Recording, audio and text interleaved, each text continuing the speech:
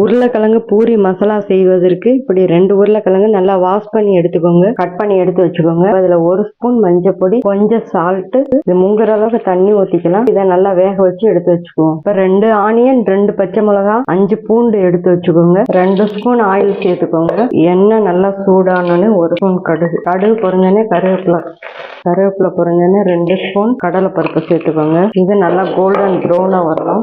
நல்லா செவந்துருச்சு. இப்போ பூண்டு இப்படி ஆனியன் வந்து நல்லா ஒதுக்கி வச்சுக்கோங்க. அப்பதான் மசாலா வந்து நல்லா மிக்ஸ் ஆகும். நல்லா வதக்கினா போதும். இதுல கொஞ்சம் சால்ட் சேர்த்துக்கோங்க. 1 ஸ்பூன் மஞ்சள் பொடி. இப்போ எல்லாமே மிக்ஸ் ஆயிடுச்சு. இப்போ வந்து வாட்டர் ஆட் பண்ணிக்கலாம். கொதிச்சு இந்த ஆனியன் வந்து நல்லா பாயில் ஆகட்டும். இது நல்லா ஒரு 2 ஸ்பூன் கரைச்சி வச்சிருக்க கடல மாவை உள்ள ஊத்திக்கலாம். இதை நல்லா கலந்து வச்சுக்கோங்க. உருளைக்கிழங்கு உள்ள ஆட் பண்ணிக்குவோம். 5 நிமிஷம் வச்சு ஆஃப் பண்ணிடுவோம். நல்லா திக்காயிடுச்சு.